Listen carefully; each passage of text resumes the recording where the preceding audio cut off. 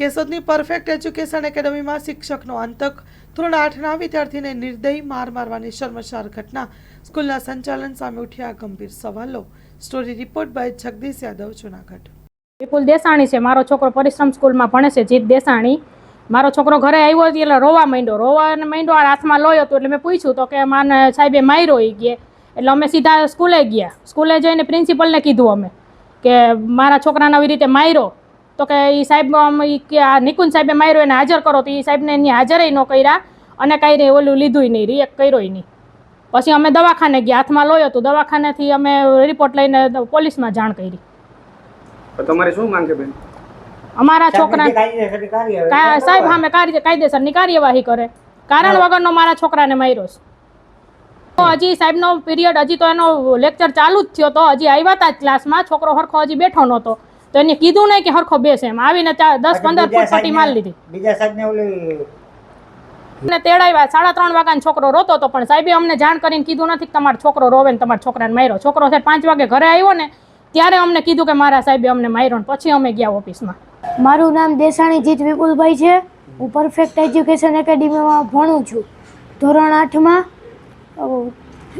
Nikunj સરનો lecture હતો.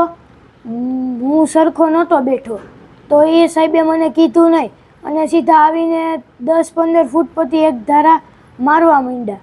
મને લાગેલું પણ છે. હું ઓફિસમાં ગયો, પ્રિન્સિપલને જાણ કરી. તેમણે મારા પપ્પાને કે કોઈને બોલાવ્યા નહીં. પછી હું મારા પપ્પા અને મમ્મી ભેગો પ્રિન્સિપલ પાસે ગયો હતો. પછી શું થયું?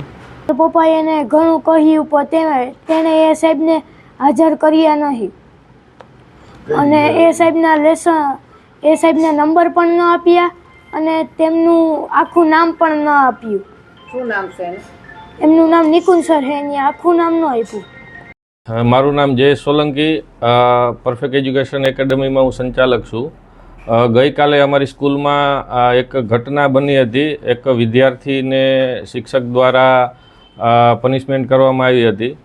એ બાબતે કાલે જ અમે કડક એક્શન લઈ શિક્ષકને છૂટા કરી દીધા છે. તેમજ આજરોજ અમે તમામ સ્ટાફને બોલાવી અને સ્ટાફને કડક સૂચના આપી છે કે ભવિષ્યમાં ફરીથી આવી કોઈ ઘટના ના બને એના માટે અમે તમામ સ્ટાફને બોલાવી અને આજે કડક સૂચના પણ આપી દીધી છે.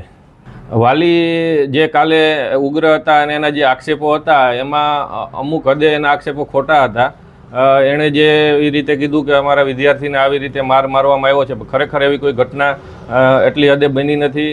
વિદ્યાર્થીની 1-2 ભૂલના હિસાબે વિદ્યાર્થીનું વર્તન થોડું એવું હતું એટલે શિક્ષકે એને પનિશમેન્ટ કરી અને ખરેખર વિદ્યાર્થીઓને શિસ્તમાં રાખવા માટે થોડી ઘણી પનિશમેન્ટ કરવી જોઈએ.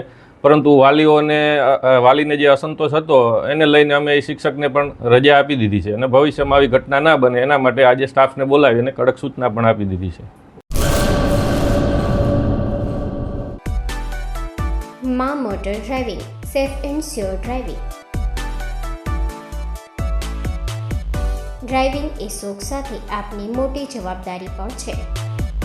અમારા ઇન્સ્ટ્રક્ટર દ્વારા સચોટ અને સરળ માર્ગદર્શન. આપની રોજની તાલીમની માહિતી મેળવીને શું અધુરાશ છે એના ઉપર પૂરું ફોકસ કરાય છે.